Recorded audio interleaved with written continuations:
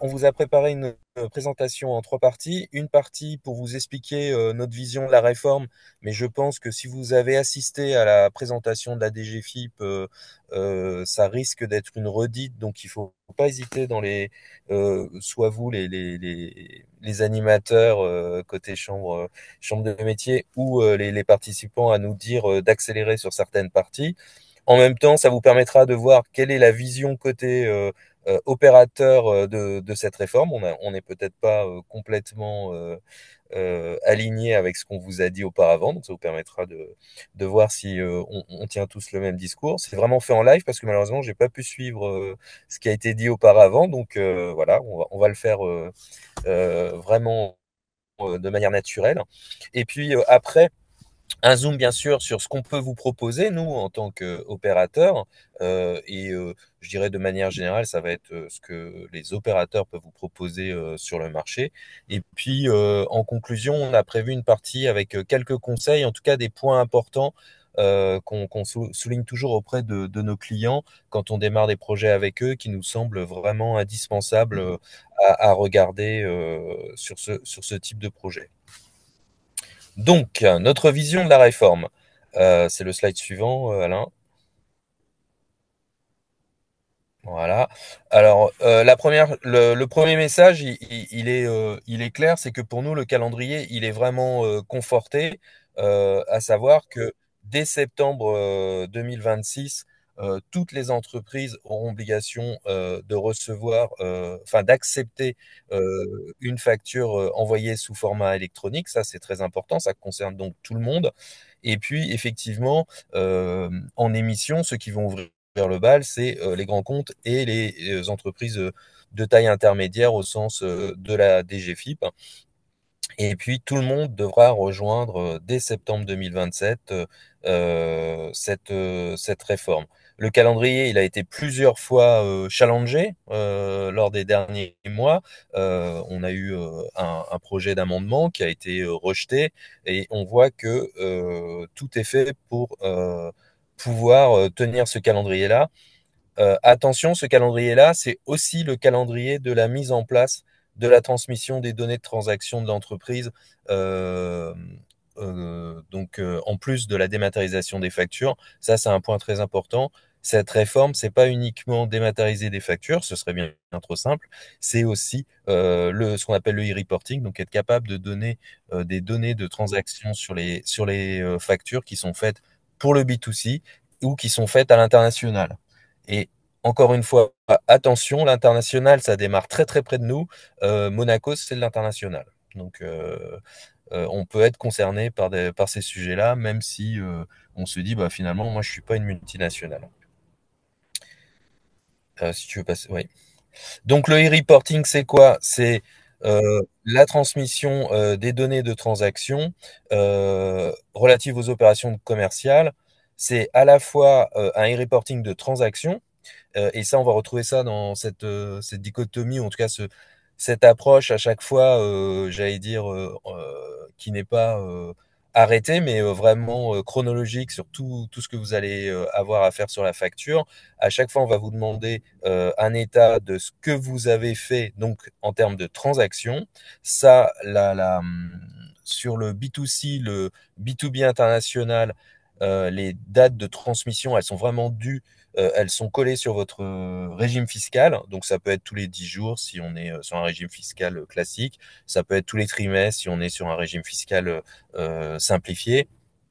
Et puis on va vous demander aussi de donner des informations sur vos encaissements. Donc, c'est pas une fois que la facture est reçue ou émise, le travail ne s'arrête pas là. Il va falloir aussi dire ce qu'on fait de cette facture.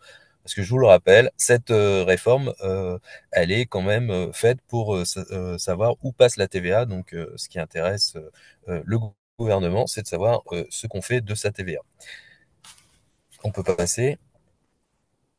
Alors pourquoi on dit que ce calendrier il est conforté? Parce que il y a eu plusieurs choses. Il y a eu un phénomène majeur qui a été l'arrêt du PPF en tant que plateforme d'émission ou de réception directe des factures et donc comment dire, l'obligation de passer par des plateformes agréées pour pouvoir faire ce travail-là. Nous, on dit que ça conforte le calendrier tout simplement parce que s'il y a eu arrêt de ce PPF, c'est parce que c'était extrêmement compliqué de pouvoir faire une plateforme en capacité de recevoir 3 millions ou 3 millions et demi d'entreprises qui auraient pu l'utiliser et que c'était vraiment comment dire, un des facteurs qui faisait qu'on doutait de la capacité de pouvoir mettre la réforme à temps. Là, maintenant, ça a été comment dire, enfin enlevé du scope. Donc c'est beaucoup plus simple pour l'acteur majeur qui est la DGFiP de mener cette réforme. Ça, c'est vraiment la plus grande raison pour nous qui conforte ce calendrier. La deuxième chose, c'est que les spécifications, donc ce que doivent faire tous les acteurs autour de la table, ont été confiées à des commissions AFNOR. Et donc, les normes AFNOR, en général, on n'aime pas trop ça, mais au moins, ça a le mérite d'être écrit de manière extrêmement précise. Donc maintenant, tout le monde sait ce qu'on doit faire exactement pour se transmettre les factures, ce qu'on doit se faire exactement pour se transmettre les cycles de vie, c'est-à-dire les informations en plus des factures sur ce qu'on a fait de ces factures. Et tout le monde sait aussi quels sont les cas d'usage, on y reviendra un peu plus tard. Donc, en fonction de sa situation, comment on doit traiter son cycle de facture, comment ça va être enregistré, et ainsi de suite. Tout ça, c'est publié dans des normes, donc c'est extrêmement rigoureux, c'est partagé par tous les acteurs, elles ont été co-construites, ces normes, et elles sont donc publiées, donc elles sont gravées dans le marbre. Autre chose, la mise en place de l'annuaire, toute cette réforme, elle repose sur un point central qui est l'annuaire, donc la capacité en fait de savoir quand j'envoie une facture à un client ou à un fournisseur, auprès de quel opérateur il a souscrit et comment il veut la recevoir. Tout ça sans avoir un catalogue ouvert où on peut savoir tous les opérateurs, enfin le portefeuille client de tous les opérateurs. Vous voyez tout de suite que c'est un peu plus compliqué. Donc cet annuaire central, il est un peu compliqué à mettre en place parce que c'est des millions de lignes, parce que c'est à la fois une ligne par entreprise, mais ça peut être plusieurs lignes par entreprise inscrite. Donc on est en estimation autour de 10 à 12 millions de lignes à gérer, d'informations, sur lesquelles on a une centaine de gens qui vont s'échanger des informations dessus. C'est un sujet qui était assez complexe. Il est publié, il existe, tout le monde sait comment se raccorder, comment ça fonctionne. Donc on voit bien que la réforme, elle avance vite. Et puis la dernière partie, je pense que la DGFiP a dû largement insister dessus parce qu'ils sont en général très fiers de cette partie-là et on peut leur tirer un coup de chapeau parce que c'est un vrai acte de réalisme qu'ils mettent en place. C'est la simplification des exigences. Donc on a maintenant une écoute beaucoup plus attentive de leur part en tant qu'opérateur, mais surtout vous en tant que utilisateur, acteur de la réforme. Quand vous avez des commissions qui se réunissent et qu'on remonte que sur les exigences, ça devient vraiment compliqué à gérer pour telle ou telle raison. Je pense par exemple au fait de pouvoir rentrer dans la réforme les tickets de péage. Alors que bon, toute personne ayant pris l'autoroute se doute, enfin, comprend bien que les tickets de péage, c'est quelque chose qui date d'un autre temps, c'est un peu compliqué à obtenir. Et ben tout ça, c'est simplifié. Donc il y a eu vraiment des exigences de simplification qui sont passées et on a beaucoup d'améliorations sur ce sujet-là. Et donc ça simplifie énormément la réforme pour tout le monde. Si on peut passer au slide suivant. Alors, juste un rappel, concrètement, le e-invoicing, parce que on est en France, mais on adore parler anglais. Donc, qu'est-ce que c'est? C'est la capacité de s'envoyer des factures dématérialisées d'un fournisseur à un client. Comme vous pouvez le voir sur le petit schéma, je vais envoyer moi, en tant que fournisseur, ma facture à une plateforme agréée. Cette plateforme agréée, elle va faire le travail de pouvoir extraire les données demandées par la DGFiP et donc de remonter le flux d'informations et pas la facture au PPF et puis de transmettre bien sûr les éléments à la plateforme agréée choisie par le destinataire qui va la retransformer dans le format choisi par son client et puis lui mettre à disposition. Elle va aussi de son côté envoyer le flux d'informations PPF, ce qui permet d'avoir ce système avec un double contrôle. Et puis surtout, ce qui est important, c'est qu'une fois que ça c'est fait, c'est pas fini. Vous avez en rouge à minima, parce qu'on peut avoir beaucoup plus d'informations si on a envie de remonter beaucoup plus d'informations, les informations minimales à remonter.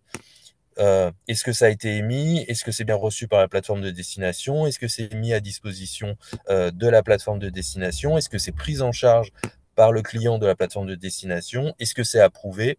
Est-ce que c'est payé? Est-ce que c'est encaissé? Ça, c'est vraiment les informations à minima qu'on a à remonter sur ces factures. Et je vous ai mis en gras, en fait, les informations pour lesquelles nous, en tant qu'opérateur, on va avoir besoin d'action parce qu'on ne peut pas deviner à votre place si vous avez approuvé la facture, si vous l'avez payée ou si vous l'avez encaissée. J'ai même rajouté la prise en charge parce que on aurait les moyens de savoir que vous avez consulté une facture, mais est-ce que le fait d'avoir consulté la facture veut dire que vous l'avez prise en charge et que vous avez commencé à le rentrer dans votre traitement? Ça, c'est comment dire, des réglages ou des process qu'on règle avec chacun de nos clients pour définir effectivement qu'est-ce qui est le plus intelligent. Donc nous, en tant que solution compatible qui peut faire l'intermédiaire entre cette plateforme agréée et, euh, et vous, et puis l'administration fiscale, tout notre objectif, ça va être de vous simplifier la vie, d'essayer au maximum d'automatiser ce qui peut être automatisé, donc de vous éviter de dire bah moi j'ai émis la facture parce que en fait nous comme on la voit passer, on peut le faire à votre place en disant bah oui, elle a bien été émise, on l'a vu passer. Donc de pouvoir amener le maximum d'automatisation et de contrôle sur toute cette chaîne pour éviter d'envoyer des factures incomplètes, des factures non acceptables par l'administration fiscale ou par votre destinataire et qui vous obligerait en fait à faire un avoir et puis à refaire une facture pour le sujet, enfin en tout cas à faire des écritures comptables. Donc nous, notre objectif, c'est vraiment voilà, de vous simplifier la vie sur tous ces sujets-là pour vous permettre de tirer le meilleur de cette réforme. José, si je peux me permettre peut-être un petit complément, c'est qu'on Oui, a le langage a un tout petit peu changé, hein. Alors c'est ce que tu as mis sur ta slide sur le côté. C'est qu'au début on parlait de PDP, puis maintenant on parle de PA. Voilà, exactement. plateforme Oui. agréée. Aujourd'hui, c'est la nouvelle, on va dire, entre guillemets, nouvelle dénomination.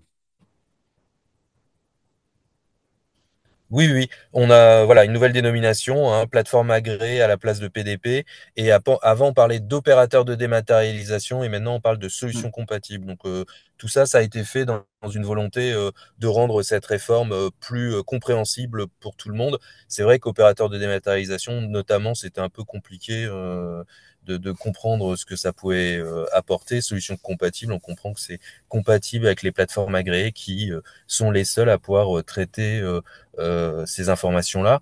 Ça me permet de faire un petit zoom sur euh, ce qu'est une plateforme agréée et comment ça marche.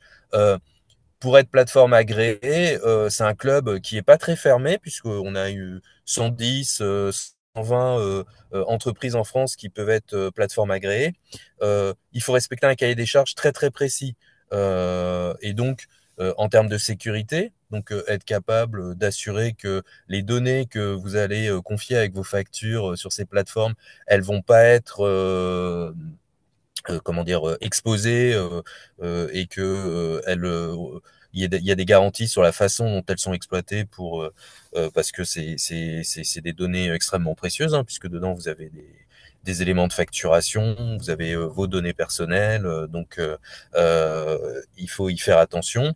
La notion de souveraineté, donc de qu'elles sont bien hébergées en France et que elles sont dans des systèmes qui assurent leur étanchéité et donc qu'elles sont conservées sur le territoire. Et puis, tout un tas de normes à respecter pour les échanges avec la DGFiP et aussi avec les autres plateformes pour s'assurer que le système va être fluide, que tout le monde va parler la même langue et que ça va bien correspondre. Donc, pour être plateforme agréée, donc il y a toutes ces données-là à respecter. Aujourd'hui, personne n'est plateforme agréée puisque aujourd'hui, on est tous en cours d'immatriculation. On a tous rendu des beaux dossiers où on s'est engagé à faire plein de choses bien. Et puis après, on a un processus pardon, d'audit par donc des entreprises de certification, donc extérieures à nos entités, qui vont venir vérifier que bah, tout ce à quoi on s'est engagé, on le fait bien. Et puis vous allez avoir des contrôles de la DGFiP qui vont venir vérifier cet agrément. Et en cas de non-respect de ce cahier des charges, les agréments peuvent changer, peuvent être supprimés. Et sachant que pour compléter ce que déjà la DGFiP juste avant, c'est que l'agrément est sur 3 ans avec un audit maintenant tous les ans, alors qu'avant il était tous les 3 ans. Donc tous Ouais. les ans, les candidats ou les plateformes seront audités pour valider en continuer leur certification.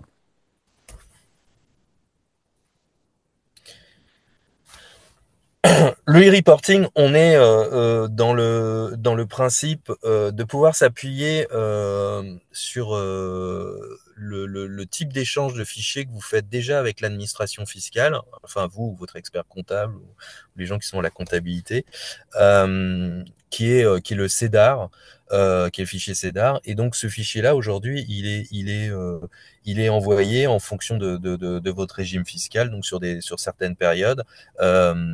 Il va vous permettre de faire la déclaration de TVA. Donc le e-reporting, ça va être la reprise de ce fichier-là, mais l'idée, c'est de le faire transiter par les plateformes agréées, et à terme, ça permettra de pouvoir pré-compléter la déclaration fiscale. Et alors, je ne veux pas m'engager à la place de la DGFiP, mais le sens de la réforme, c'est qu'au bout d'un moment, on n'aura plus besoin de faire cette double déclaration. Ce sera bien le e-reporting qui prendra le relais de cette déclaration.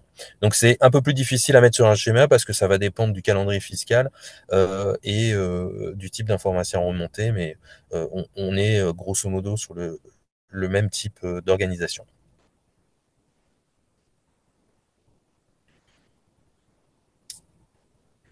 Lydie, tu veux peut-être prendre ce slide-là? C'est la présentation de Capost où je continue. Ah, on n'a pas ton micro, mais je crois avoir lu sur tes lèvres que non. Donc, on arrive à deux Capost dans l'histoire. Et donc, alors rapidement, pour vous dire qui on est, et puis parce qu'on va utiliser trois noms, parce que sinon ce serait trop simple pour maintenir votre attention durant ce webinaire, peut-être même quatre. Donc, nous, on fait partie du groupe La Poste, et à l'intérieur du groupe La Poste, vous avez des branches. Donc, les gens qui ont décidé de la nouvelle présentation étaient un peu écolos sur les bords, donc ils ont pris une décision par un grand arbre avec des branches. Vous avez une branche qui est le service courrier colis. Vous avez une branche assez connue qui est une banque, la Banque Postale, avec maintenant une grosse activité d'assurance. Et puis on a une branche Géopost qui sont la livraison express et rapide dans le monde, donc Chronopost et DPD par exemple, comme marques qui sont un peu connues grand public. Et puis à l'intérieur de cette branche, vous avez une branche grand public et numérique. Et à l'intérieur du numérique, vous avez une filiale qui s'appelle DocaPost. DocaPost, c'est la filiale dans laquelle la Poste a mis toutes ses activités numériques à destination des entreprises, des services publics. Et donc, on a plusieurs actions dans plein de domaines. Vous utilisez du DocaPost sans le savoir, des fois contre votre volonté, quand vous recevez vos amendes à la maison, c'est DocaPost derrière qui a tout géré, honte à nous. Mais aussi quand vous consultez le carnet scolaire ou de vos enfants avec Pronote. Voilà, on a des solutions un peu partout d'installer dans le digital depuis une bonne trentaine d'années. À l'intérieur de cette filiale de Capost, on abrite plusieurs entreprises. Une entreprise qui s'appelle CRS France et qui, depuis les années 80, est vraiment un des leaders des échanges de données informatisées, qui sont en fait finalement l'ancêtre de la dématérialisation des factures et du e-reporting. Euh, le mouvement a commencé plutôt avec la grande distribution et l'agroalimentaire, où on s'échangeait beaucoup de données pour pouvoir gérer les flots de commandes, de factures sur les grandes centrales d'achat. Euh, et tout naturellement, c'est CRS qui va porter notre offre de plateforme agréée, sachant que CRS, par exemple, c'est l'entité qui a construit Chorus Pro, qui est la plateforme qui gère le B2J, donc cette dématérialisation des factures pour les factures qui sont envoyées sur les entreprises publiques et les collectivités. Donc, on a une certaine expérience dans le domaine et nos équipes les plus à la pointe sur ces sujets-là étaient dans l'entité CRS, et c'est pour ça que on a décidé de confier cette mission-là en interne chez nous à CRS. Donc c'est vraiment CRS qui portera cette offre de plateforme agréée qui a le numéro d'immatriculation provisoire 0020 et qui remplit cette fonction-là. Et on a dans la maison des solutions compatibles, dont une qui est Euclès. Je sais peut-être, Alain, tu veux peut-être présenter Euclès? Oui, donc Class est un éditeur en fait de logiciels qui existe aussi depuis une quinzaine d'années, qui adresse les petites entreprises et les moyennes entreprises avec des offres, notamment une offre de GET dans laquelle est inclus un parcours de traitement de factures, donc pour les petites entreprises, donc pour gérer les factures entrantes. Et là, on a et aussi une solution pour envoyer les factures sortantes, une solution qu'on appelle Réseau Post. Donc, on fera une petite démo après pour un peu expliquer plus en détail les parcours. Voilà. Et donc, DocaPost, là, je vous ai mis plein de chiffres, plein de choses. En général, nous, ça nous fait le plaisir à nous, mais pas trop à nos clients. C'est juste pour vous rassurer sur le fait que c'est une entité qui a l'habitude de travailler sur ces sujets-là, donc dématérialisation des flux informatiques, travaux autour de la facture et notamment de ses implications sur la partie comptabilité finance. Et puis, on va opérer cette solution-là 100% en moyens propres. C'est-à-dire que les données, elles seront bien conservées sur nos data centers que l'on possède véritablement, qui sont évidemment tous situés en France. On va répondre aux normes de sécurité demandées par la DGFiP et bien plus s'il le faut. Donc on est bien certifié ISO 27001, les data centers sont bien répliqués. Enfin voilà, tout va être fait à l'état de l'art. Et aujourd'hui, on a l'habitude de servir un grand nombre de clients, puisqu'aujourd'hui, DocaPost a plus de 40 000 clients entreprises en France. Donc, on a l'habitude de répondre aux problématiques à la fois des grands comptes, mais aussi des petites entreprises. On va passer au slide suivant. Que j'ai largement dévoilé en vous présentant DocaPost. Donc, sur la facture électronique, comme je vous disais, 25 ans d'expérience dans la facture électronique. On a été le premier opérateur de la plateforme Chorus. Donc jusque-là, je reste en ligne avec ce que j'ai dit auparavant. C'est plutôt pas mal à un slide d'écart. On assure la solution de dématérialisation de factures pour le Sénat et l'Assemblée nationale. Ça, c'est simplement pour vous signaler que du coup, les audits sur nos solutions ont été plutôt sérieux. Donc, on va pas dire qu'on attend avec impatience l'audit externe sur notre solution, mais on est plutôt confiant sur le sujet puisqu'on a l'habitude de ce type de sujet. Et chez DocaPost, on a une myriade de solutions qui sont certifiées dans tous les sens. Donc, on a vraiment l'habitude de passer ces caps-là. Et sur la facture, on a plus de 10 000 clients aujourd'hui qui nous utilisent puisqu'on a déjà une solution de dématérialisation de factures qui n'était pas obligatoire, mais qui fonctionnent très bien, donc qui sont pour l'essentiel des PDF signés qu'on emmenait sur des portails de publication sur lesquels les clients venaient télécharger leur facture. Et donc, comme je vous disais, c'est une solution 100% de Capost.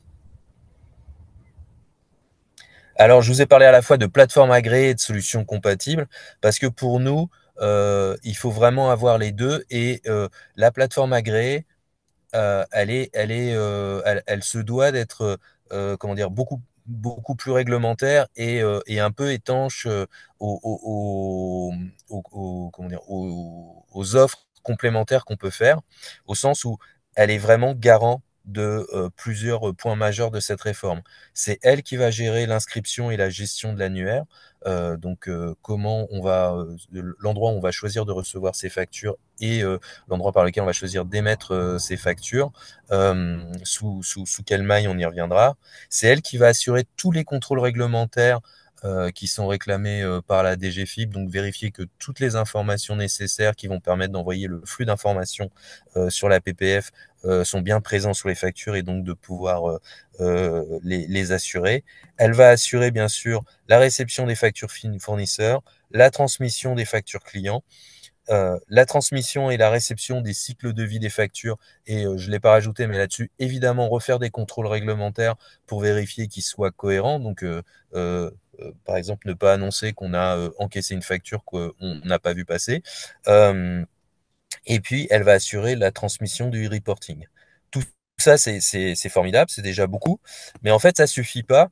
On a besoin d'avoir une solution compatible, à notre sens, qui vous aide au sens être en capacité, par exemple, de mettre au bon format cible les informations, parce que le format qui est demandé euh, par les plateformes agréées, il est obligatoirement un peu rigide. On a 3 formats possibles pour envoyer facture.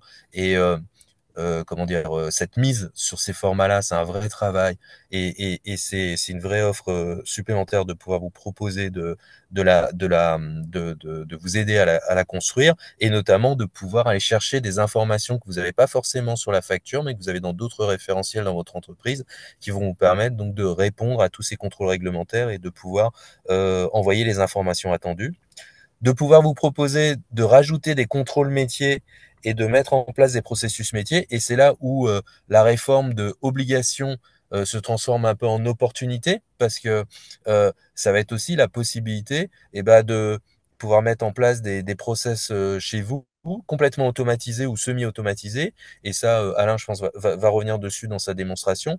Mais ça permet vraiment de faire un bon qualitatif sur la façon de gérer ses factures fournisseurs, et puis même de valider l'envoi des factures clients à bon escient.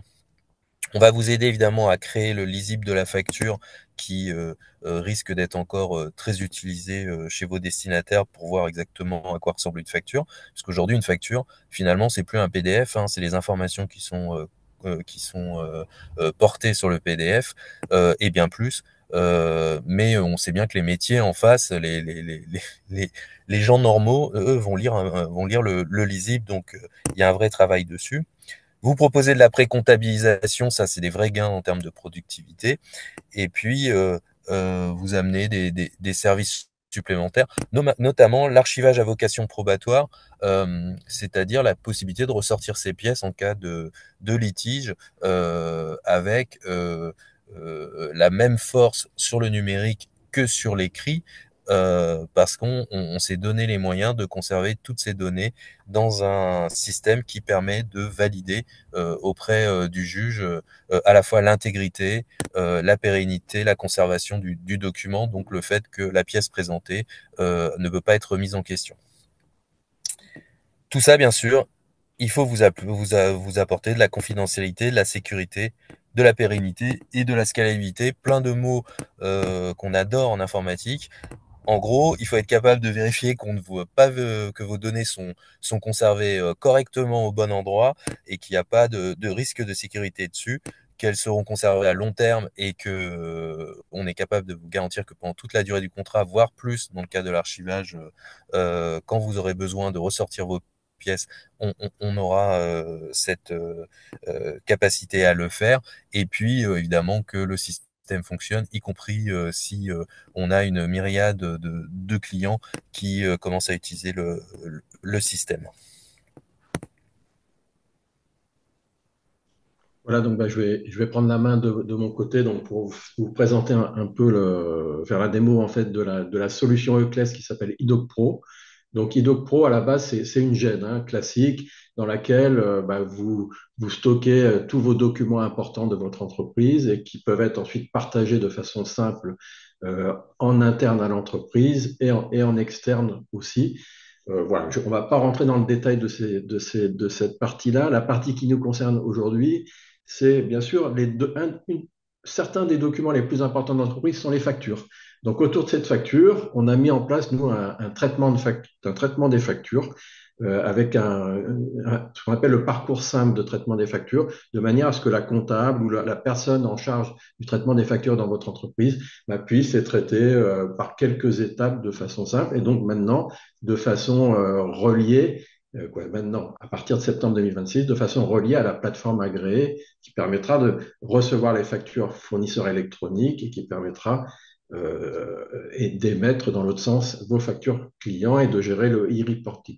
C'est tous ces éléments-là qu'on va inclure dans les mois qui viennent dans notre parcours actuel. Là, ici, vous avez le parcours, c'est-à-dire la page d'accueil en fait de la comptable qui doit traiter les factures. Donc, elle trouve un certain nombre de petites vignettes en haut qui s'appellent factures à valider, factures à exporter, qui sont donc les étapes principales. Hein. Je dois valider les factures fournisseurs, exporter des factures vers ma compta ou pour le paiement. J'ai des alertes et j'ai des KPI qui me permettent de suivre, soit en quantité, soit en montant, en fait, mon volume de facturation sur les derniers mois et sur les périodes à venir.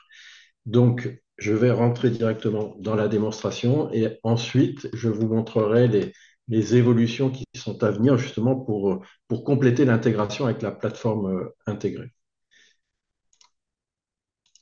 Voilà, donc en fait, notre GED, ça se présente un peu comme classiquement une GED, hein, avec un peu comme l'explorateur Windows, avec une arborescence dans lequel justement vous allez pouvoir traiter tous vos documents et notamment vos factures.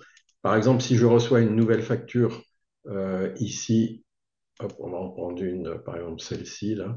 Je prends cette facture-là, je la dépose dans une facture. Elle va être automatiquement traitée. Vous voyez, là, il y a un OCR qui se lance et la facture, alors je vais rafraîchir pour que ça, hop, elle est en train d'être traitée, d'être reconnue et on va aller récupérer toutes ces métadonnées comme on voit celles en dessous. Donc, on a différents moyens en fait de récupérer les factures en masse ou unitairement comme je viens de le faire. Et ensuite, une fois que la facture est récupérée dans la GED, elle est envoyée dans le parcours pour la comptable, dans l'après-compta, qui, elle, va avoir une interface plus simple et elle va, simple pour son métier, j'allais dire, et elle va récupérer la facture dans la liste des factures qu'elle a à traiter ici. Et donc, la facture, par exemple, que je viens de récupérer ici, hop, elle apparaît ici. Donc, elle la visualise avec un PDF et elle a ces différentes étapes de contrôle de sa facture. Donc, un premier écran, ça, vous savez, en fait, c'est tout ce qu'on appelle les métadonnées. On a récupéré, en fait, toutes les données de la facture qu'on présente sous forme de champ, ici, hein, tout simplement. Et donc, elle dit, ah bah oui, c'est bien une facture, ça a bien été reconnu, le numéro de la facture, le numéro de bon de commande, on le voit un peu plus bas, les montants sont bons, elle peut changer les dates, elle peut modifier les champs, c'est de façon classique, en fait, pour pouvoir ajuster, compléter. En fait, le fournisseur a bien été reconnu. Si on ne reconnaît pas le fournisseur, c'est-à-dire s'il n'est pas créé dans la base de données, on a la possibilité, avec le petit plus ici, directement de le créer. Donc, on va reprendre les données de la facture pour le créer dans la GED, en fait, directement. C'est pareil pour le compte comptable du fournisseur, le compte auxiliaire. S'il n'existe pas, là, vous voyez, il a été affecté automatiquement. On a la possibilité de le créer.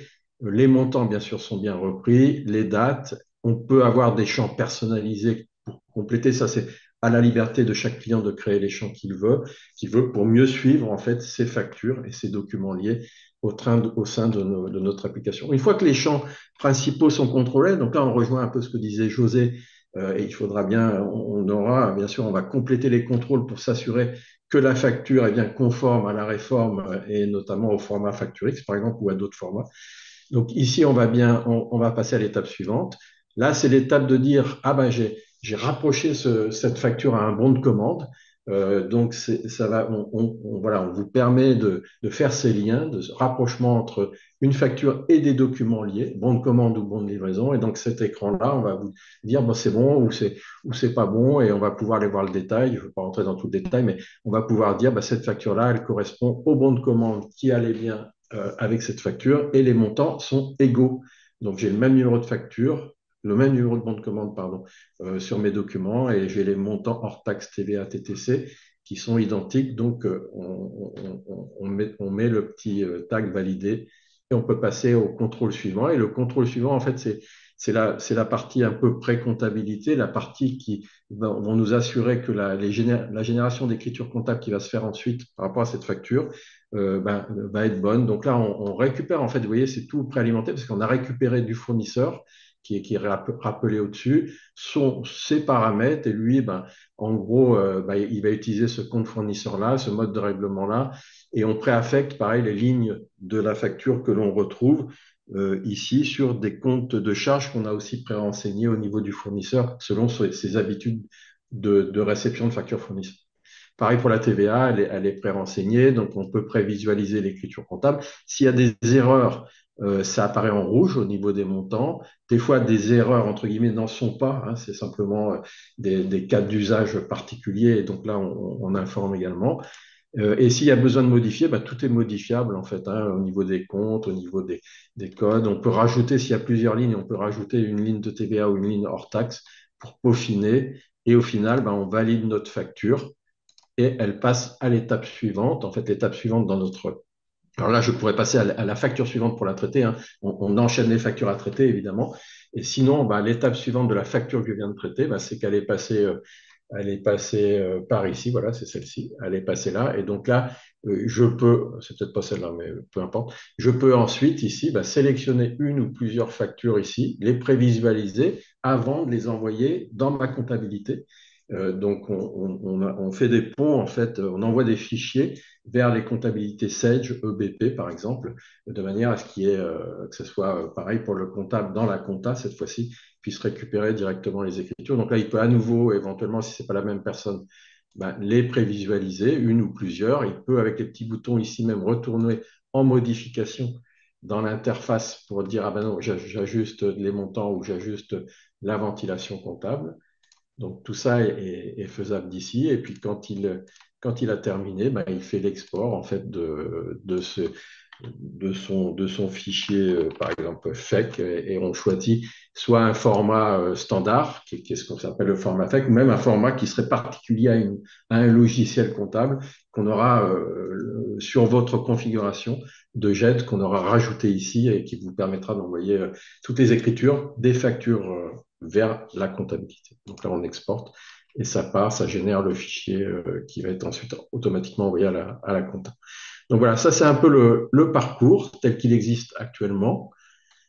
Et on travaille bien sûr à fond, j'allais dire, ces mois-là pour le compléter en fait et y apporter en fait les modifications que je vais vous indiquer ici pour information, pour vous montrer qu'au-delà d'un parcours entrant de facture fournisseur qu'on a déjà, on est en train de le dupliquer pour y rajouter un deuxième parcours sur les factures sortantes en fait, et pour aller depuis la réception de PDF qu'on va convertir en facture X par exemple, jusqu'à pour pouvoir les envoyer après contrôle à la plateforme agréée qui les enverra à la plateforme agréée du client qui les recevra au final. Et donc, ce parcours facture sortante, donc facture client, aura la même cinématique de ce que je viens de vous montrer, c'est-à-dire récupération des documents, contrôle et validation, génération des écritures comptables, rapprochement à des documents s'il y a besoin de le faire. Donc, on va aussi y rajouter, donc ça sera dans la partie facture à valider, donc qui va être un peu plus complète sur les factures d'achat et de vente.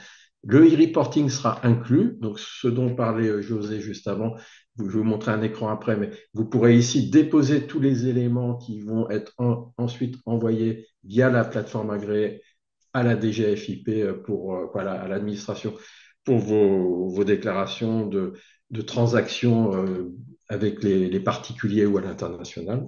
On va bien sûr compléter nos KPI. Là, vous aurez l'info aussi que vous êtes connecté à tel ou tel PDP. Maintenant, ça s'appelle plus PDP, mais c'est plateforme agréée. Donc là, par exemple, si vous vous êtes inscrit auprès de la plateforme agréée, puisque c'est l'entreprise qui s'inscrit à une plateforme agréée, nous, vous aurez dû en fait remplir un formulaire CERFA qui sera accessible directement depuis cette interface. Et donc, on mentionnera bien que le lien avec cette plateforme agréée est actif ici et que l'inscription a été faite.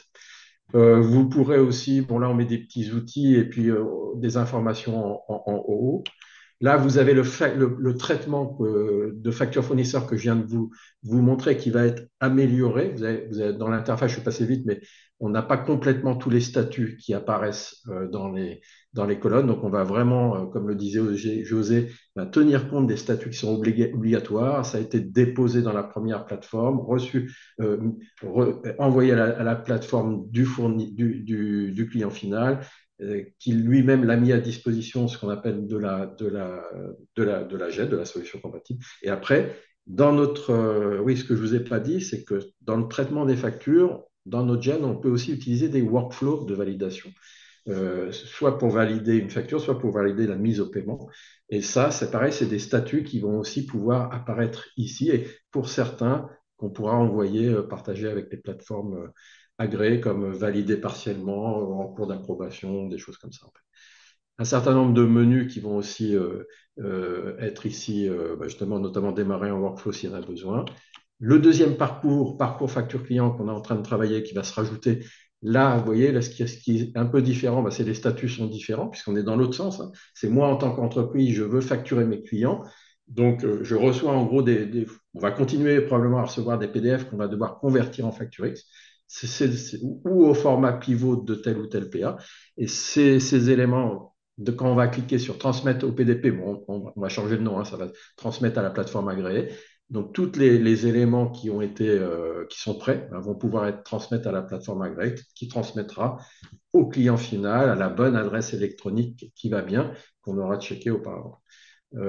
Ici, voilà, il y a la possibilité, si une facture n'est pas convertie, de le faire unitairement, en sachant que nous, dès qu'on recevra un PDF, on a des automatismes dans la GED qui, dès qu'on les dépose quelque part, on lance des conversions automatiques. Hein. Donc tout ça, ça sera géré en masse, j'allais dire, avec les contrôles nécessaires. Et il n'y a que au cas où vous venez de vous passer du cadre et vous mettez une facture PDF ici, vous pourrez aussi la convertir. Et de la même manière, vous voyez, il y aura une liste aussi des rapports d'e-reporting que vous allez devoir faire soit tous les 10 jours, ou soit tous les mois, ou tous les trimestres. Et bien là, pareil, vous aurez un bouton qui vous permettra de transmettre et vous aurez l'historique de soit ce qui est en cours, ce que vous allez devoir transmettre sur la période, ou ce qui a déjà été transmis au regard des périodes précédentes. Donc nous, on va surtout faire du transfert d'éléments et avoir l'historique et le statut d'éléments passés. Et ça, c'est un exemple. Alors, on se cale beaucoup sur ce que fait, bien sûr, la plateforme CRS, qui aura le même type d'écran dans ses applications propres. Voilà, quand vous aurez un e-reporting, c'est quoi? Il y aura deux sous-onglets. Une qui est une visualisation globale de ce qu'il contenait, des factures, par exemple à l'international, des transactions, par exemple des tickets de caisse, quoi, un relevé de tickets de caisse, genre ticket Z, des encaissements. Et après, dans l'onglet contenu, c'est le détail de chacun de ces éléments-là, avec bien sûr des informations relatives à cet envoi global et à chaque élément de l'envoi. Donc voilà, j'espère que j'ai été clair. Donc on a une solution qui existe depuis des années, en fait, qui est beaucoup basée sur la partie facture entrante avec des workflows, etc., jusqu'à l'export comptable. On la complète sur un parcours facture client, de manière à faire les mêmes process et d'envoyer les factures de vos clients aux plateformes agréées. Et on y gérera aussi l'autre obligation de la réforme qui est l'e-reporting quand on facture de l'international ou des particuliers notamment. J'ai une petite question, Alain, par rapport à l'outil de facturation, on va dire côté client. On est compatible auto-entrepreneur puisqu'il faut plus qu'il y ait les mentions, enfin, faut pas qu'il y ait les mentions TTC, le fameux article 293B, tout ça. Le module est modifiable, est paramétrable, adaptable aux autos ou pas?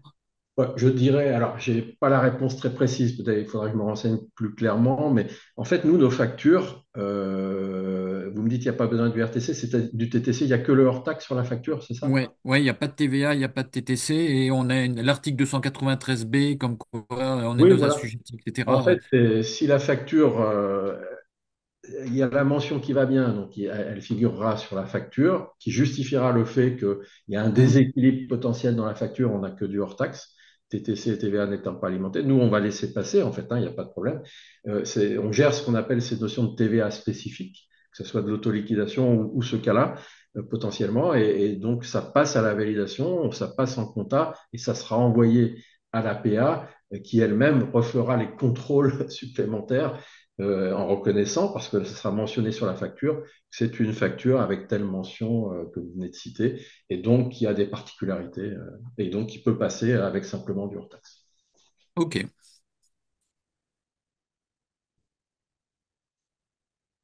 Voilà, donc n'hésitez pas s'il y a des besoins de demandes d'informations complémentaires. On passe, nous, beaucoup par des revendeurs sur la région, sur toutes les régions. Donc, on peut vous mettre en contact, en fait, avec un revendeur qui revend nos applications Euclès et GED et Facture pour des démos plus poussées, des cas particuliers. Il ne faut pas hésiter à nous recontacter et on vous donnera le contact le plus proche de chez vous qui peut vous montrer tout ça.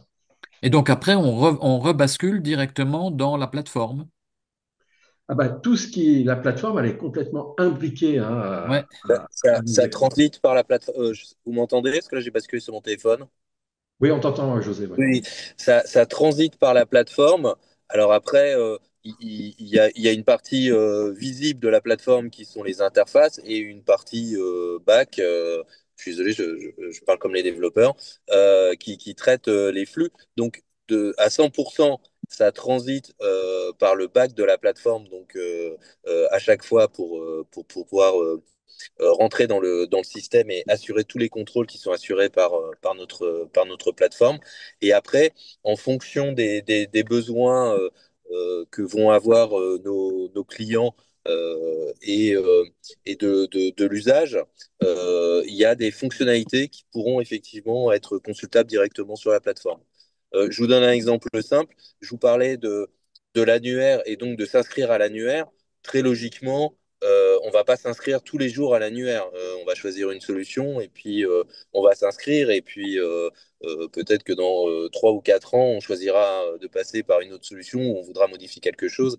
Donc cette fonctionnalité-là, ça n'a pas de sens de l'intégrer dans la solution de Class. Autant vous donner directement l'accès sur la plateforme agréée mère sur ce sujet-là et de profiter d'une interface qui est conçue uniquement pour ce cas de figure-là, sachant qu'en plus, sur ce cas de figure-là, il y aura un contrôle d'identité, un contrôle à la fois de l'identité personnelle de la personne qui fait l'acte, mais aussi de son rapport avec l'entreprise pour laquelle elle s'engage.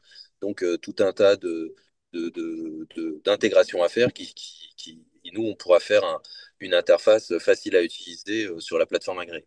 Je ne sais pas si j'ai répondu à la question. Oui, oui. Et puis Oui. j'en ai une autre, parce on a des entreprises qui ont des logiciels un petit peu hétéroclites, entre guillemets. On sait pertinemment qu'il n'y aura pas de PA derrière matché directement.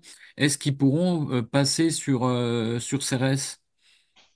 C'est tout le travail justement que propose Euclès de pouvoir faire ce travail de mise aux normes et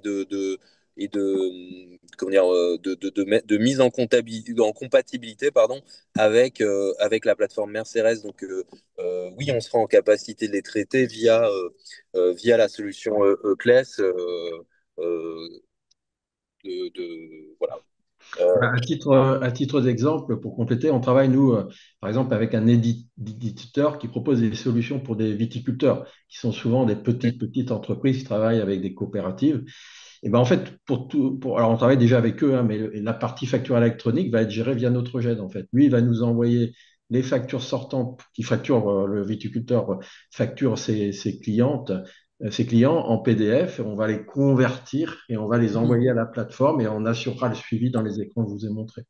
Donc et pareil pour les factures fournisseurs qui seront reçues. Alors il y a des particularités sur cette profession, hein, puisque c'est de l'autofacturation, mais voilà, c'est pour montrer qu'on travaille avec certains éditeurs qui vont passer par notre GED et nos parcours, plus ou moins simplement. Hein. On peut, le parcours, l'idée, nous, c'est de le faire au plus simple possible et pour faire le lien avec les plateformes agréées. Et donc, les envois-réceptions de factures électroniques et e-reporting. Voilà, c'est vraiment un des points forts de Claes, c'est quand Alain parlait du réseau de revendeurs, ce qu'il faut surtout garder à l'esprit, c'est que ça permet en fait de bénéficier de gens à proximité et qui sont Hein. spécialisés sur le métier concerné ou sur le cas concerné. On le voit avec l'exemple des viticulteurs, mais on pourrait le reproduire à l'infini. Mais ça permet en fait d'avoir véritablement une approche qui correspond aux besoins qu'on peut avoir concrètement sur son métier. Et donc de parler avec quelqu'un qui connaît vraiment son métier.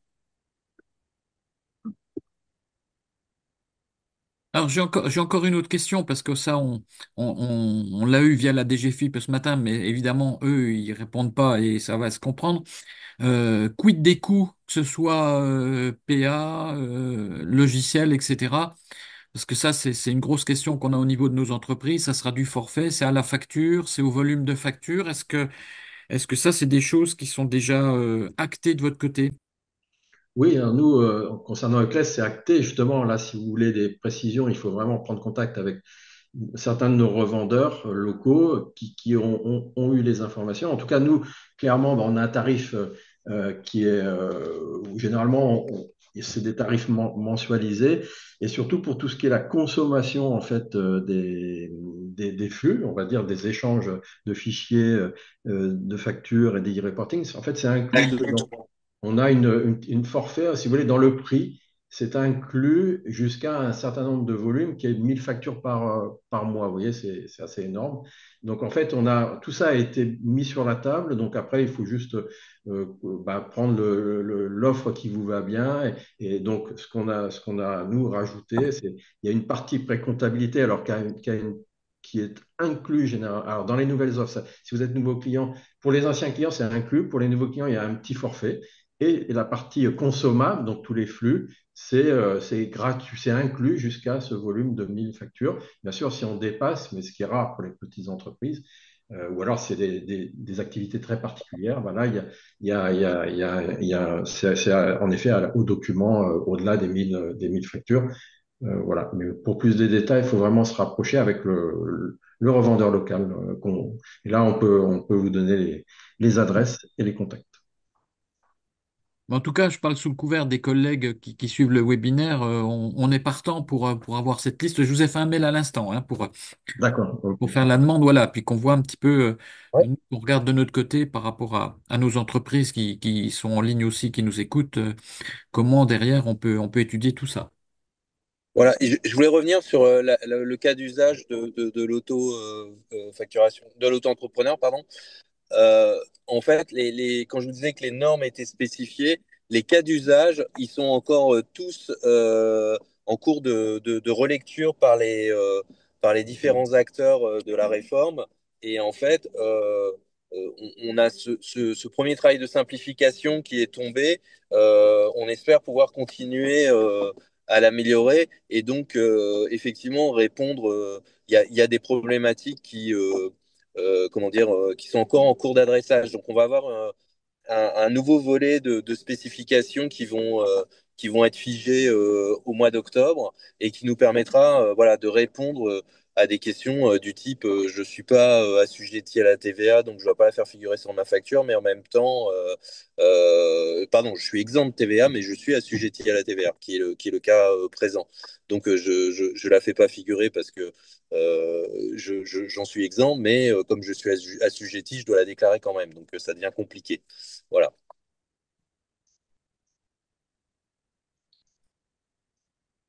Ok, Émilie, on a eu des questions. Moi, je vois rien d'autre. Je sais pas si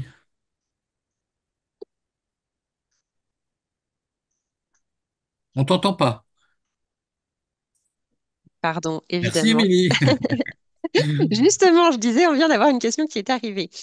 Est-il possible d'avoir un coût de facturation de l'application à la facture? Car payer tous les mois quand on n'a pas de rentrée tous les mois, ce n'est pas viable. Bah, pareil, moi, je n'aurais pas la réponse, moi, en tant que On le particulier, note. mais on le Après, note. c'est le grand malheur des gens qui travaillent comme moi au marketing, c'est que vous allez avoir 9 clients qui vont vous demander des systèmes en forfait et effectivement, pour de bonnes raisons, un dixième client qui vous demande autre chose. Euh, pour la petite histoire, ça me rappelle les tests clients. À chaque fois qu'on fait des tests clients, à chaque fois qu'on ressort du test avec un client, on a plein de convictions et puis on en rencontre un deuxième et il pense exactement l'inverse et les deux ont raison. Donc il faut qu'on s'adapte. Mais c'est une très bonne remarque, on la note. Oui. D'accord, merci. On avait une question bien avant, alors je ne sais pas si elle est toujours d'actualité, mais vous aviez parlé de certification ISO quand on parlait je crois que c'était des formats de facture. Il y a une personne qui demandait quelle certification ISO exactement. Je ne sais pas si vous pouvez répondre. Alors, pour les formats de facture, non, pour être plateforme agréée, vous devez être certifié ISO 27001. Ça, c'est vraiment de la sécurité informatique. Et puis, vous avez aussi des certifications à apporter sur votre hébergement. Donc, si vous ne le réalisez pas en moyens propres, vous devez être Secnum Cloud, qui est une certification qui garantit que les données sont bien conservées dans un environnement souverain et pas soumis, par exemple, au Patriot Act, qui est une loi américaine qui permet, en fait, dès que vous utilisez un logiciel américain, de pouvoir comment dire, récupérer vos données sans votre consentement. Ce type de certifications sont nécessaires pour être plateforme agréée. Après, sur pardon, sur la facturation, ce sont des normes AFNOR. Donc il y a une norme sur la façon de s'échanger les messages. Et là, je suis vraiment désolé, je vous la renverrai après, mais moi, je ne suis pas adepte enfin, je retiens pas par cœur tous les numéros, c'est XP 072 ou quelque chose comme ça. Et une norme sur comment dire, sur les cas d'usage. Et on va y revenir tout de suite après. Mais c'est vrai parce qu'il y avait d'autres slides Voilà. qu'on Et a. après, le webinaire est censé finir à midi ou à midi et demi? Je suis pas. Midi, Entre les midi et deux, demi. Ouais. entre Midi les et demi, deux, hein, voilà. entre les deux. Il y a des gens qui ont fait un parfait. Non, non, mais après, rapidement, nous, on a prévu un petit volet conseil. C'est juste pour attirer votre. Alors, il faut pas le prendre comme. Comment dire, on n'est pas en train de dicter l'étape de la loi ou je ne sais ou des directives. Simplement, vous faire un petit retour d'expérience, nous, sur les projets qu'on a lancés et les choses auxquelles il faut faire attention. Donc, le premier conseil, il est par rapport à ces cas d'usage. Vous avez 36 cas d'usage qui ont été recensés par la DGFIP. Un cas d'usage, c'est quoi? Bah, c'est simplement la situation que vous avez en tant qu'utilisateur destinataire ou réception de factures électroniques. Et donc, à chaque fois, vous avez un cas d'usage qui est ultra documenté avec ce que vous devez faire, ce que doit faire votre opérateur, enfin, et donc naturellement ce que vous devez faire qui est repris en charge par la solution choisie, les informations à remonter, à quel moment elles doivent être remontées, sous quel format elles doivent être remontées. Euh, et donc 36 cas d'usage, ça paraît énorme. C'est si vous avez décidé de lire la liste complète de tous les cas d'usage à la suite, pas humainement possible. Par contre, de pouvoir regarder ces différents cas en fonction des sujets qu'ils abordent et de se dire bah, finalement dans ces 36 cas d'usage, moi je suis impacté par trois, ça permet voilà, vraiment de savoir exactement ce qu'on attend de vous sur cette réforme. Et le slide d'après, par exemple, vous avez une déclinaison sur le cas d'usage autour de la commande et de la livraison. Et on voit que, par exemple, vous avez le cas de la multicommande ou de la multilivraison. Donc ça ne concerne pas tout le monde. Si vous n'êtes pas concerné par ce sujet-là, bah, vous savez déjà que dans les 36 cas d'usage, vous avez un des sujets qui ne vous concerne pas et tout va bien. Donc ça, c'est la première chose, c'est à faire, à mon sens, c'est de vraiment faire attention à votre périmètre et de se dire, bon, bah voilà, par quoi je suis concerné. Encore une fois, je redonne l'exemple de Monaco. Alors vous, vous êtes un peu loin, mais je pense que les artisans qui sont sur la région de Nice, ils doivent aussi travailler de temps en temps sur Monaco. Bah, c'est de l'international, donc il faut en tenir compte dans la façon d'aborder cette réforme. Ensuite, comme on a tous faim, je propose à Alain d'accélérer. La deuxième chose, c'est d'où proviennent les informations. Euh, et ça, quelle que soit sa taille d'entreprise, des fois on peut être surpris. On va avoir des informations qui vont provenir évidemment de son logiciel de facturation, de comptabilité, mais on peut avoir d'autres informations qui sont conservées ailleurs dans l'entreprise dont on va avoir besoin. Et ça, c'est vraiment important d'être en capacité de faire l'état des lieux, de se dire où c'est conservé, dans quel format ça arrive, et comment je vais pouvoir le mettre à disposition de la solution pour pouvoir m'en servir de manière sereine. Et une fois qu'on a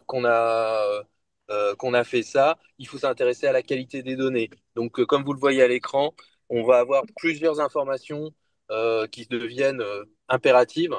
Et donc, bah, il faut vérifier qu'on les a bien, qu'elles sont à jour. Et si elles sont pas à jour, il va falloir commencer à les chercher et les récupérer. Après, c'est pas des informations extrêmement difficiles à récupérer. Ce qui va être difficile, c'est d'être exhaustif sur ces sujets-là. Et puis, comme on est tous français, ce qui va être difficile, c'est de s'y mettre et de le faire pour de vrai. Voilà, j'en dirai pas plus. Euh, et donc, autre chose dans la qualité des données, il va y avoir une information qu'il va falloir vraiment récupérer, c'est l'identifiant de routage. L'identifiant de routage, c'est quoi? Eh ben, c'est la façon, c'est le numéro sur lequel c'est inscrit votre destinataire destinataire sur l'annuaire. Parce que lui, il va pouvoir, pour mon sirène, je veux recevoir toutes mes factures sur telle plateforme agréée. Et donc, mon identifiant de routage, ça sera mon sirène. Ça peut être au sirette, ça peut être au sirène plus un suffixe, ça peut être au sirène plus sirette, ça peut être sirène, sirette plus code. Donc, nous, on va donner des outils pour aider à retrouver les identifiants de routage des destinataires. Mais c'est pas évident que si vous tapez le sirène d'une grande société, que vous arriviez à comprendre dans la jungle de numéros qu'ils vont avoir, lequel correspond au service ou à l'entité qui vous a passé la commande. Et donc ça peut paraître compliqué, mais en y réfléchissant, finalement, euh, les procédures des grandes sociétés en termes d'acceptation des factures, c'était déjà extrêmement compliqué. Il fallait non seulement avoir une bonne adresse de facturation, et puis respecter un peu le parcours que ces sociétés avaient mis en place. Donc, vous aviez, des fois, il faut envoyer le bon de commande, faut référencer le bon de commande, faut valider avec un retour comme quoi la commande a bien été livrée. Enfin, on peut imaginer plein de choses. Aujourd'hui, vous aurez uniquement besoin d'avoir cet identifiant de routage. Mais la contrepartie de ce sujet-là, c'est que seul votre client le connaît, en fait, le bon identifiant de routage. Donc, il faudra se mettre en capacité de le récupérer avant d'envoyer une facture et de le faire figurer sur la facture. Voilà, j'ai fini moi sur la partie. Ben, pour compléter la remarque précédente, c'est ce qu'on a déjà avec Chorus. Si on met pas Oui, le Chorus, il fonctionne avec le SIRET. Donc c'est pour ça que moi tout à personnellement, je fait. préfère où l'entreprise qu'elle donne le SIRET, qui est plus complet. Le sirène, dans certains cas de figure, ben, on n'a pas l'info qui manque et la facture, elle n'arrive pas, quoi. Oui, oui. Sauf que là, la difficulté, c'est que vous aurez pas, ça, c'est pas forcément le SIRET. Donc, Ouais, et malheureusement, nous, en tant que plateforme agréée, on ne pourra vous répondre que l'identifiant de routage n'est pas bon. Si vous tombez dans le cas où l'identifiant de routage n'est pas bon, après, il peut encore y avoir pire, c'est que vous avez le bon identifiant de routage, vous avez un identifiant de routage qui existe, mais c'est pas celui qu'attendait votre client pour votre facture à vous. Donc, quand il va la recevoir, il va vous dire, bah, c'est non conforme, et donc on repart sur un tour complet faut renvoyer la facture. Je fais partie d'un grand groupe, donc je vais pas trop insister sur le sujet, mais on va dire que des fois, c'est un peu le jeu de certaines entreprises pour obtenir des délais de paiement, hein, ah oui. voilà, de faire un peu circuler ses fournisseurs en disant vous n'avez pas bien adressé la facture. Là, ça peut, voilà. Donc c'est vraiment un sujet sur lequel ça va devenir un réflexe en fait. Quand on facture en B2B maintenant, il faudra demander l'identifiant de routage au client dans son onboarding de nouveaux clients pour être certain de pouvoir lui envoyer. La bonne nouvelle, c'est qu'une fois qu'on a ça, que l'entreprise elle change de plateforme ou qu'elle elle change d'endroit, qu'elle change sa façon de travailler, vous êtes certain que la facture va arriver au bon endroit. Hum. Donc ça, c'est plutôt un gros avantage. Mais c'est un effort effectivement à faire. Ça veut dire que dans le logiciel de facturation, ben, il faudra qu'on ait cette info-là. Oh oui, notre principal conseil, c'est ça, oui, tout à fait, oui. Oui. Ouais. C'est vraiment, Et ça devient une donnée cruciale. Oui. voilà, et c'est le discours pour les entreprises qui nous écoutent. Nous, on leur conseille de le collecter dès maintenant. Il va pas falloir attendre la première facture le jour où on va les mettre pour aller dire je prends ça ou ça va pas, etc. Oui, vous avez encore un petit peu de temps parce que Oui, l'annuaire, il oui, vient juste d'être publié. Tout le monde n'a pas choisi sa solution. Donc, je pense qu'on peut attendre premier début trimestre d'année. 2026. Mais Ouais. effectivement, assez rapidement, il va falloir commencer à s'intéresser à ces notions d'identifiant de routage et de vérifier qu'on est bien exhaustif sur ces sujets-là. Comme d'habitude, dans ces cadres, dans ces types de réformes, ce qui va être embêtant, c'est vraiment le flux de clients fidèles que vous avez à gérer parce que vous avez l'habitude de travailler avec et vous n'avez peut-être pas le réflexe de leur demander, alors que les nouveaux clients, bah forcément, dans votre processus de rentrer en contact avec un nouveau client, vous allez systématiquement leur demander leur identifiant de routage. Donc il faudra, et voilà. En tout cas, c'est un sujet sur lequel il faut commencer à se pencher. On est d'accord. Ouais. Moi, On j'en a ai fait- fini. Si vous avez des questions, avec plaisir pour répondre à vos questions. Et sinon, je vous souhaite à tous un très bon appétit. Ouais, Merci. Émilie, je crois qu'on n'a plus rien. Je vais prendre la main pour conclure proprement parce que non, on a une question mais qui n'est pas du tout en lien avec le webinaire, donc on Vas-y. répondra en privé. Donc je reprends la main.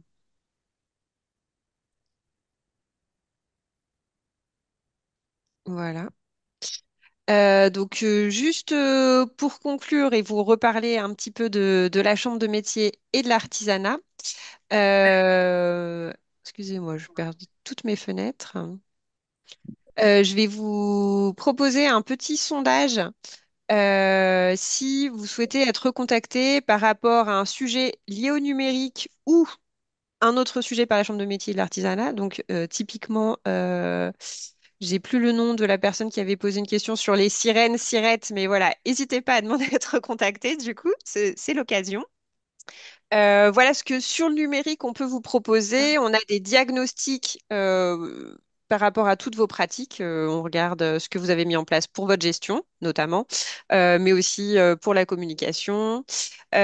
Sur les outils de communication, si vous voulez un site internet, on peut vous accompagner soit à le créer, soit à rédiger un cahier des charges pour demander à un prestataire de le créer, soit si vous en avez déjà un, on peut vous faire un audit de toute votre présence web, regarder les réseaux sociaux, votre site internet et voir ce qui fonctionne ou ce qui pourrait être amélioré. Et on a plein d'accompagnements sur mesure, donc quelle que soit votre problématique, comme on vous l'avait dit, on est une équipe avec des profils assez diversifiés, donc on peut vous accompagner sur plein de sujets et notamment sur cette étape euh,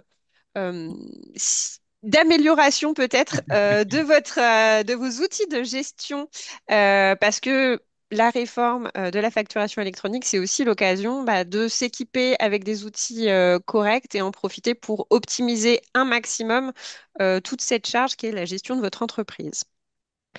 Je vous montre aussi, on a des webinaires réguliers, donc en plus de ceux organisés cette semaine sur la facturation.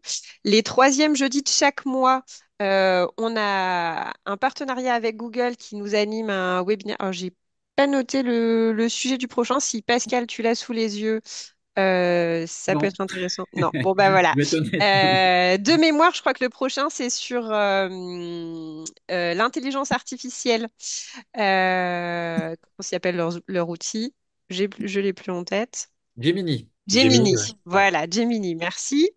Ensuite, on a notre semaine du numérique qui arrive du 3 au 7 novembre avec 2 webinaires par jour. Et là, on va traiter beaucoup de sujets différents, la fiche Google établissement. Je crois qu'on reparle encore de facturation électronique, Pascal, Oui, ou on de... aura la Ouais, DGFiP qui interviendra à nouveau, oui. voilà. Si vous voulez les dernières mises à jour. On parle aussi toujours d'intelligence artificielle parce que c'est le sujet du moment. Enfin voilà, plein de sujets.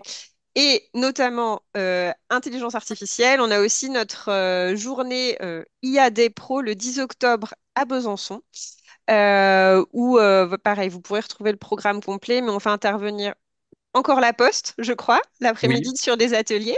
oui. Aussi Google le matin et pendant les ateliers. Donc matin conférence, après-midi atelier.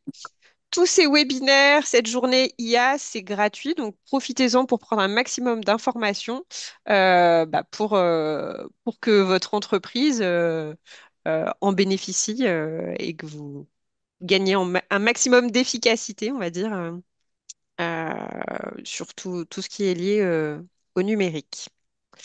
Je crois que j'ai terminé. Voilà. Je vous remercie beaucoup pour votre attention. Merci à nos intervenants de la Poste pour ce webinaire très intéressant, pour nous avoir présenté leurs solutions. N'hésitez pas à vous connecter cet après-midi aux deux webinaires qui arrivent. Donc, il y a 14 heures, si je ne me trompe pas, Pascal, c'est EBP. C'est ça. Le lien avec les logiciels, hein, ça va continuer dans cette Voilà. démarche-là. Oui. Et à 16 heures avec les Les comptables. experts comptables. Voilà. Voilà. Eh bien, merci à tous. Et puis, bon appétit, du coup. Merci à tous. Au Merci, revoir. Émilie. À bientôt. Merci, à bientôt. Au revoir. Au Au revoir. revoir.